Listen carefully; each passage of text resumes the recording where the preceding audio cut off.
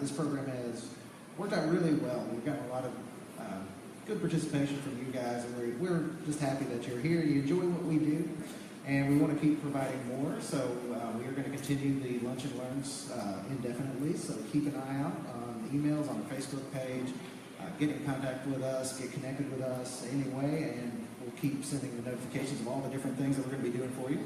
Actually, one of the great ways to keep in contact with us, each of you in your chair have a membership form there. If you'd like to join the membership, you're welcome to do that.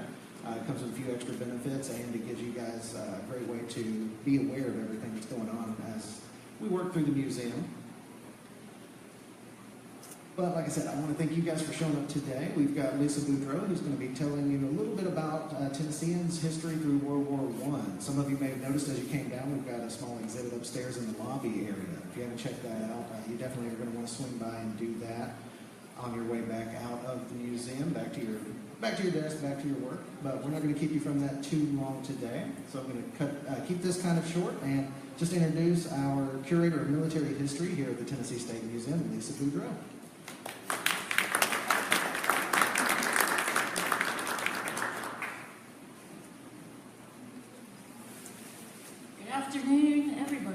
Good afternoon to my friends and colleagues, and a special hello today to Treasurer David Lillard is joining us. We're very pleased to have you today, and I'm very excited and grateful to him for helping out with today's presentation. I'd also like to welcome my friends from the Tennessee State Library and Archives, Susan Gordon, Allison Griffey. Wave, Allison, she's your Gold Star person. If you ever want to do some Gold Star research, these guys are the people who can help you. I'd like to welcome you all and thank you for taking your time and spending your lunch hour with us today. It's a pleasure to be here and to have an opportunity to tell you all about my favorite subject, World War I. So sit back and enjoy your peanut butter and jelly, and let me take you back 100 years to World War I. Thank you. So let's recap a little bit before we go any further. Europe was already at war for several years before the United States entered in April 1917. Did anybody, let's deviate just for a moment. How many of you watched the recent American Experience episode on World War I? Not too many, but a couple. Okay, so we're going to have to do some catching up here. It was an excellent opportunity for those of you who are interested. You can still catch it. But basically, April 6, 1917, Wilson asked Congress to declare war on Germany. But again, Europe was already at war since August 1914. So if you think back, that's quite a long time. If we think back now in 2014, think how long that has been till now. And they had quite a bit more experience than we had by the time we get there. They had also lost a lot more men. England lost almost 1 million men. France had lost about 1.5 million men. The United States, by the end of the war, you can see most of the battle deaths were flu victims, and battle deaths were less than 60,000 men. A lot of them were flu deaths. We're going to talk specifically a little closer to home, where over 100,000 Tennesseans volunteered or were drafted during the First World War. 6 of them received the Medal of Honor. And unfortunately, given our little bit of time today, we're unable to mention all the aviators and all the wonderful stories about our admirals and about Luke Lee and his colorful escapades to Holland to capture the Kaiser there. But we are going to focus on a couple interesting stories, which I think you will enjoy. So, not everybody waited until 1917 to go off to war. Zephaniah Brom is mentioned in our display case upstairs. And he has an interesting background in that he was with the National Guard down on the Mexican border in 1916. And he got a little restless. And so while the rest of the Tennessee regiments were down there, Zephaniah decided to take himself off to England for a few months and came back, and we're not really sure what happened, but eventually he ended up in Canada, where he joined the Canadian Princess Pats and went off to France and actually got wounded and on the Somme and got shipped back eventually to Canada. It's a great story, and he's back and forth, and he certainly liked to have a good fight. But one night while he was in Canada, he decided by this time America was in the war, so he made his way back to Knoxville and joined up with his old buddies who had been in the Tennessee Guard. And so it's interesting that he would have chosen to do that, because Americans who volunteered to fight or assist in World War I before April 1917, if they died, they were not eligible to be buried in our cemeteries. So he could have been accused of treason for pretending that he'd been born in Canada, which is what he would have had to do to enlist with the Canadian forces. He died in 1970, I believe. So he lived a good long life eventually. This is Lester P. Harris, and he was an ambulance driver. He was from Johnson City. And while driving his vehicle, it was struck by a bomb, and he was mortally wounded. So he died of those wounds in July 1918 at a French field hospital when he was only 24 years old. And his body now rests at the Somme Cemetery in France.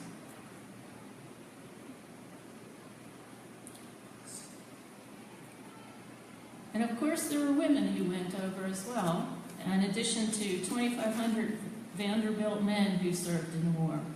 Vanderbilt sent about a dozen of its medical doctors, and they were aided by enlisted men and nurses recruited from the Nashville area to operate a hospital over in France. And in our collection, we actually have material from one of those physicians from Nashville who went over there. Initially, there were 5 base hospitals that were taken over to France, because at this point we were so unprepared. We had only a little over 100,000 enlisted men in our services, and probably about 6,000 officers. So we were very much underprepared to be going off to war. And again, we didn't have any medical hospitals, any groups prepared to go over to France. And so we took them en masse from medical colleges over to France. And again, everybody who did enlist or were drafted did not serve on the battlefields. This is an example. Chester Myers, he was from Henry County, right up on the Kentucky border between Kentucky and Henry County. And he served in Newport, Oregon. He was with the Signal Corps, and he was with a group that was cutting timber out in Oregon and Washington State for the planes. So he spent the war here in the United States, but doing an equally valuable job. So for those who did actually go over, I thought it'd be best to explain a little bit about where they served. Now, the 30th Division was one of only 2 divisions that was chosen by Pershing to serve with the Brits. They served with the Australians for a while and with the British. And so Tennessee, a lot of their guys were in 30th Division, and they would have served here. This is an example showing you the Western Front, how far it extended. You can see from up on the North Sea all the way down to the Swiss border. Now that arrow is pointing to what's right around the middle, which would have been the Hindenburg Gun. It was built, it was reinforced by concrete bunkers, concrete machine gun nests. It had heavy barbed wire entanglements, and it was named after German Field Marshal Hindenburg, and it was believed that it was impregnable. It was constructed around a canal. There were deep tunnels throughout the Hindenburg line, and it was the line at the tunnel went down about 20 yards deep. And this is where the guys from the 30th Division had their greatest service and where they had the greatest impact. There's a pillbox, I call it, and you can see up on the top, the Germans had actually used the inside of these tunnels for their barracks. They had lights under there, they had telephone lines.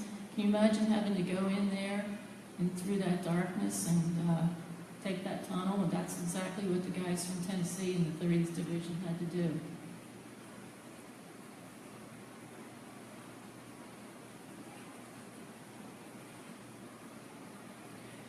And here's the guy who won the war single-handedly.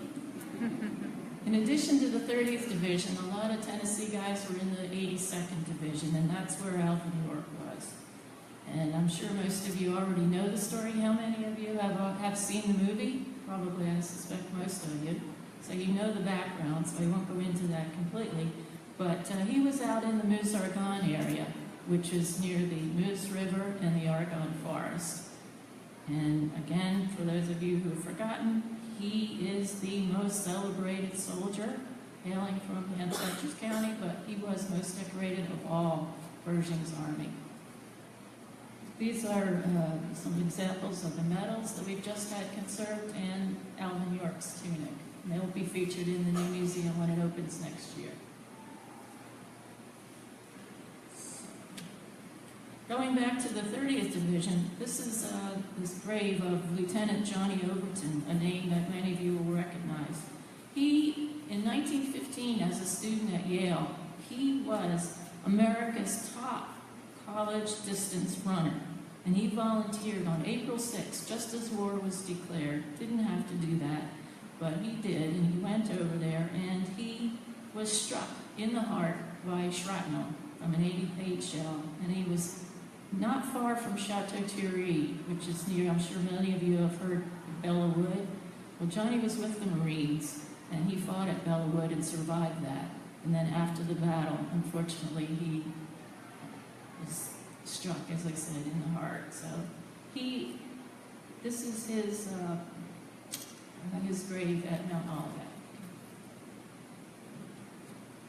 So I'd like to turn to Treasurer Lillard here and thank him for this wonderful information. Again, we have a 30th Division Captain Lillard. He received, in addition to the French Croix de Guerre, which is the highest medal that the French give for bravery, Captain Lillard was presented with the Distinguished Service Cross. He was wounded in October 1918 when a machine gun bullet struck and exploded 2 clips of ammunition that he had on his side, and those exploded, and the magazine pouch just went up.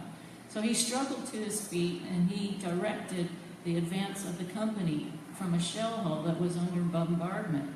He was practically unconscious, he was suffering severe pain, but he successfully accomplished this organization of his company nevertheless. So with him, the 30th Division managed to smash one of the toughest defense systems along the entire line of the Hindenburg line. He did return to Tennessee. He had a successful law practice, and he died in 1954. So thank you again for that. Our African-American soldiers served as well. Men from the 92nd and 93rd Divisions served primarily alongside the French, because the American Expeditionary Force and the BEF refused to have African-American soldiers serving with them under combat. But the 92nd was led by inexperienced black junior officers. They're represented here with the buffalo that you see. And then there was the Blue Hats, the 93rd. Their name was derived from the French helmets. The Adrian helmets were painted blue. So when they were serving with the French, the 93rd troops wore their American uniforms, but they traded in their American caps and instead wore the helmets of the French, and they were always known as the Blue Hats. I'm sure that you have heard of the 369th. I'm sure many of you have heard of the Harlem Hellfighters, and this is a very rare photograph. I was lucky to find this in the museum's collection from the 93rd Division. They had a great jazz band, and all of France knew about the American 369th guys. Great photograph that. So in addition to serving, those few that served with the 92nd and the 93rd were actually in the minority, because the majority of African American soldiers who served in World War I did so as stevedores with labor battalions. They worked building railroads, whatever was needed to be done, any jobs like that, but normally they wouldn't have served in combat. The other big job that the African American soldiers were asked to do was for Pershing's army. 6,000 African American soldiers were detailed to the Graves Registration Service with responsibility for reburial work and for finding the bodies that had been left on the battlefield. And it was known as the worst job in the Army, worst job for services of supply. So you have to remember that during the First World War, the bodies had been left buried in shallow graves. And so after the war, they had to go back and consolidate all those bodies, go back and find them, bring them together, and that was left for the African troops to do that. And the reason that we still had those bodies buried on the battlefield is that in September 1918, just as the troops were getting ready to go over the top in the Meuse-Argonne, Secretary of War Newton Baker, who was a Quaker and a pacifist, made a pledge to the American people. And he said, for every American serviceman who's lost overseas, we will ensure that his remains are brought back to the United States. And the reason that they had to be buried over there was that General Pershing, who was the commander of the American Expeditionary Forces, said we can't afford to bring over burial supplies and coffins because we need that space to bring the men over. We can't use valuable shipping space, so we're going to have to leave all the bodies buried over in France until after the war finishes. And so then when the Secretary of War made his pledge that we needed to bring all those bodies back, they set things up for a pretty difficult situation, as you can imagine, after the war. So they had no coffins. All the dead were buried in blankets, just in shallow graves, and most of them were very near to the front line. And in the days of these artillery shells, you can just imagine how many would have been lost due to the destruction and the fact that the armies were moving on and had to leave the dead behind. So they had really no policy how they were going to do this, but this was just the politicians saying, well, we'll make sure that they all get back. This is the chap who was responsible for making sure that the Graves Registration Service did exactly that. This is Colonel Charles Pierce, and he was a veteran of the Spanish-American War, where he was also responsible for making sure the dead were buried and found and identified. So when World War I was declared, who did they go to but somebody who had experience? But unfortunately he had experience from another war, and this presented a lot of problems because he wasn't used to dealing with the conditions that he found on the front line. But nevertheless, he was responsible for this task. This is the sort of thing that the men were having to deal with, to bring back the bodies and to consolidate them. This is an example of, I would say a typical example of cemeteries overseas that were flooded out. You can imagine if you were faced with that to try and recover those bodies. They had to actually bring pumps in to get the water out of the cemetery so that they could recover the war dead.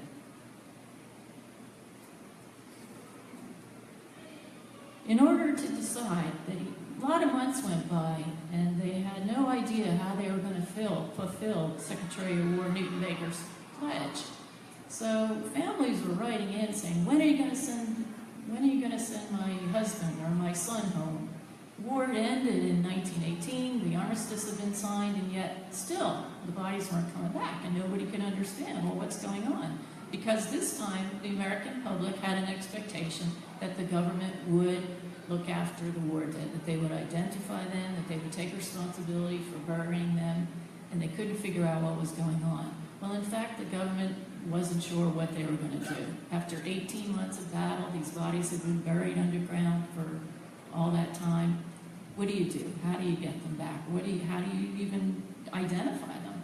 So what they did was a very democratic approach. And so they sent out ballots to all the families in the United States that they could find, all the next of kin, and they asked them, well, what's your choice? What do you want to do? We're going to build some new national cemeteries over in France. We urge you to leave the remains of your deceased over in France. Alternatively, we will send them back. We will bring them back at cost of the government to Arlington, or alternatively, you can have your loved ones brought back to your home cemetery, churchyard, family cemetery, whatever you like. Well, not surprisingly, the majority, about 70–75%, said bring them home, which is exactly what the government did not want. So, not only was it costly, but it presented a major challenge for them as to how they were going to do that logistically. It created a lot of tension and chaos, too, because you're making family members responsible for this very important choice. Do you leave their deceased overseas where you know that they'll be taken care of, or do you bring them back so that they can be close to home with other family members? Very difficult decision. And so I brought this slide in here because James P., who's from Nashville, is a perfect example of the kind of frustration that can result with lack of information. So he was born in Nashville in 1884, and he served with the U.S. Marines very early, in mid-1900s. And after he was discharged in 1909, he returned to Nashville for a little while. His mother passed away, so it was just he and his father. So when the troops, the National Guard, were called back to the Mexican border, he re-enlisted, went down to the Mexican border, and there he met a Texas bride. And he brought her back to Nashville. They got married. He brought her back to Nashville. And a few months, they were happy for a while, and then World War I was declared and America entered. So what did he do? He said, you're going to stay here with my dad, and I'm going to go off to France. And so that's what he did. Against his father's will, he went ahead and went over to France. But he trained at Camp Sevier, which is where a lot of the 30th Division guys trained. But while he was over there on the 18th of July, Jim was shot through the heart by a sniper while he was on duty at an observation post. And he's believed, by the way, to be the first man from the Old Hickory Division to have been killed in the war. So his family, they couldn't decide. His Jane, his wife, who by this time had a baby, she said, leave his body wherever it is. I don't want you to move it, just leave it there. But then she gets married and she moves off and leaves the father.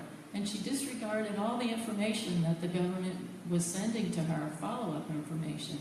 And so they had no alternative but to contact the father and said, well, what do you want to do? See, the government had a hierarchy as to who could make the decision. First it was wife, then it was father if he was unmarried. If there was no father, then it was the mother who could choose. So we had a difficult situation here. So the father said, you know, I want to see my son's grave. So what happened was he ended up being brought to a British cemetery in Belgium where he was killed. His body was left there, but to this day there is a memorial to him that was placed by his father in Mount Olivet. And I would urge you to, if you haven't already seen it, it's one of the most fantastic monuments at Mount Olivet to any World War I person. So in order for them to get all the remains back to the United States, you can imagine it involved a huge logistical task. It was a real nightmare because they had to get the use of the trucks and railroad, and France's infrastructure had been completely destroyed. They had to figure out how they were going to move these bodies, and let alone get them to the ports where they could load them onto cargo ships. So they used the canals, they used whatever means possible to do that. And this just shows an example taken from the Graves Registration book of how they did that. But the interesting thing I think about this is that just think about how difficult that was for family members. And the way we know that they struggled with this, in addition to their diaries and their letters, is that even as they were placing the coffins onto the ships to bring them back to the United States, families were changing their minds. They would be getting cables from Washington saying, take him off, I don't want him brought back home. So they'd have to go down in the hold of the ship and find that body or that coffin and take him off the ship, take him back to the cemetery. And in doing so, the identity of an awful lot of soldiers was lost, as you can imagine. They weren't prepared to do anything like this. And families back at home, there was a lot of uncertainty about what to do because several people claimed they were getting the wrong bodies. People were opening up the coffins and seeing just rocks in there. They had expected that the body would have been embalmed, which it was not. And it was quite a chaotic scene, and it represented a lot of tension and upset that lasted for many years. So by the end of the war, by the end of 1921-22, the GRS had shipped close to 46,000 dead to the United States. And overall, that represents about 65-70% because a little over 4,000 unidentified were left in France. The only unidentified soldier who was brought back was that was placed in the Tomb of the Unknown Soldier at Arlington, and all the rest were left in France. 25,000 families made the decision to leave their deceased loved ones in France, which I think is an incredible choice. For those who did choose to have their loved ones brought back, this is a wonderful example, and I owe credit to my colleague Nick Fielder for telling me about this. This is the grave of James Carter, who died of flu in New York, and his family built this really cool little grave house in Barnes near Dixon, Tennessee. You can see in the bottom corner there, inside, it was quite an honored place for them in the cemetery. So on a statewide level, the Tennessee War Memorial, dedicated in 1925, was built by the state, the county, and the city of Nashville. We've got a great exhibit on it over at the War Memorial. If anybody's interested, we'll tell you more history about how that War Memorial came into being. If you go further afield, you'll see the Nashville Veterans Cemetery. The monument over on the left was placed in France by the veterans, and it marks the Hindenburg line where the 30th Division broke through and basically turned the tide of that time, up until that time of the war. The monument on the right is the Alvin York monument that's been placed smack dab in the middle of a really tiny little village called Chateau Chéri in the Meuse-Argonne. It's the biggest, newest thing in the village, and the French, I think, tolerate the tourists that come in to see the monument. You can imagine this is what it looked like at the end of the war. This is a good depiction, actually, of the origins of what it looked like at the beginning and now what it looks like years later. The American Battle Monuments Commission was designed in 1923, or created in 1923, and they are responsible for all the cemeteries and the construction of all our monuments overseas. So if you take the before picture and look at the after picture, it's quite a statement, I think, of remembrance. In 1930 to 1933, the government paid for all the Gold Star pilgrims, those who had lost and left their loved ones buried overseas. They paid for a pilgrimage for all those women to go overseas to see the headstones of their loved ones. And today, we have 6 cemeteries in France that are American National World War I cemeteries. We have one in England, and we have one more in Belgium.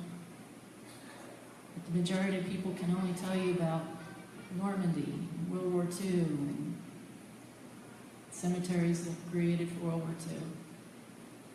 You can see that the line of cemeteries actually follows what was the battlefield, and that was created that way.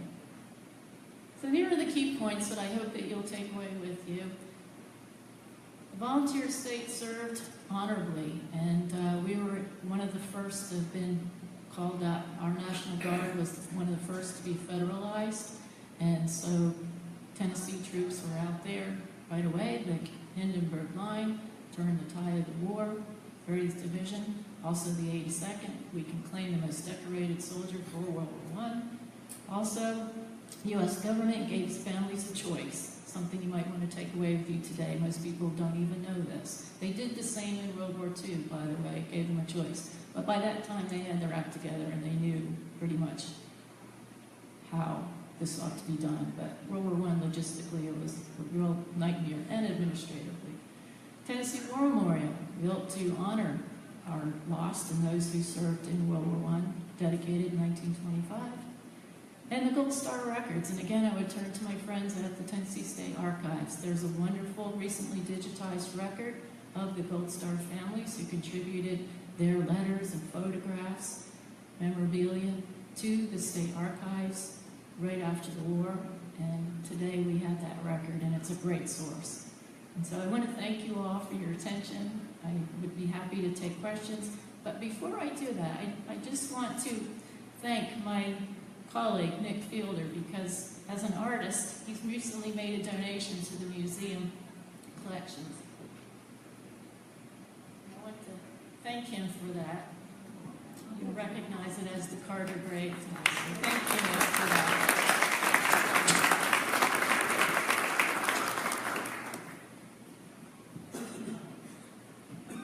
And if anyone has any questions, we've got a mic so everybody can hear your question, but does anybody like to get started? It was all covered so thoroughly that no one has any questions. Yes, sir. Yeah, I was a little bit confused about the soldier who was killed, and his wife said, "Leave him there," and Yes. then she disappeared from the scene, and then the father wanted to bring him back, but in the end, he just had a monument, but I guess the body still remained over. Could you explain that a little bit? Well, you know, a lot of the record is still unclear. It could have been that he chose to leave the remains there rather than try and exhume them at that late date. She made the decision because she was the person entitled to make that as his wife. She did not want the body moved for whatever reason. So as he died in Belgium, his body was left there. But because the government chose not to have isolated graves, he had to have his remains moved to an organized national cemetery. And so I don't know why he wasn't moved to the American cemetery there. I don't know. But for some reason, he remained in a British cemetery in Belgium. And then years later, when the father went over, I suspect that the British Graves War Commission perhaps said, you know, just it's best that you leave him, because they wouldn't have paid for his body to be returned. The British didn't do that. The United States was the only country that repatriated its war dead at its own expense. And all the other European nations wanted the same thing, and the government said, we're not going to do it. Just because the Americans do it, we're not doing it. So that may have been the reason, I'm not sure. Any other questions about it? I'm here today with my two sisters. Our grandfather served in World War I, and we were always told that he was very highly decorated in France. How do we go about researching stuff on him? Well, he was from Tennessee. He was Right? from Lincoln County, Tennessee. Yes. Okay. Well, I'm glad you asked that question, because we have the experts right here. And I would start straight away right over at the Tennessee State Library and Archives. But they have also digitized a lot of the records. And maybe, Allison, you'd like to speak to that, if you would, please? Sure. Thank you. Hi, everybody. If you wanted to come over to the State Library and Archives, I'm sorry, I'll stand up. Hi, I'm Allison. We have a record group that has service abstracts, which might have some information about citations in it, but we also have some books that have people who received the Distinguished Cross, Service Cross listed in it. So if he received that, he may be in there. depending on what unit he served in, it may have been a unit decoration, and we might be able to figure that out too. So come visit us. You can also go to the National Archives, to the burial records, but they have recently been moved to St. Louis. They used to be in Washington, but a few years ago, and they're very good. You can go online and check the website for the National Archives as well. Dr. Budreau, was there the equivalent of the Veterans Administration at that time in order to care for the medical needs of the returning soldiers? The American Legion was created in 1919, and they were very helpful as far as when the bodies were returned back to the United States. They helped the families, they helped prepare the funerals. They didn't have any say as in whether or not they try to urge the families to leave them overseas or return them. They didn't want to get involved. I think politically they thought that was a hot topic and they would stay out of it, so they left it up to families. But as far as helping with the burials, getting a color guard together, they helped in that sense. What about the medical needs of with the wounded. Not that I'm aware of at this point. I think they didn't begin to act as a unifying force for helping in the welfare of soldiers until into the 20s. I know they did a lot to help the widows, but as far as providing for the care of the wounded in the United States, not that I know of. But I read a lot of American Legion material afterwards, and they were very keen on helping children. They were very keen on the mothers getting a trip, pilgrimage trip overseas. They were very strong advocates for an overseas tour for the mothers. But you just don't read a lot about them taking care of the wounded at all for some reason. Thank you. Anything else? If not, I'd like to thank you guys all for coming to Thank you all listen to for this your talk. attention. We really And appreciate thank you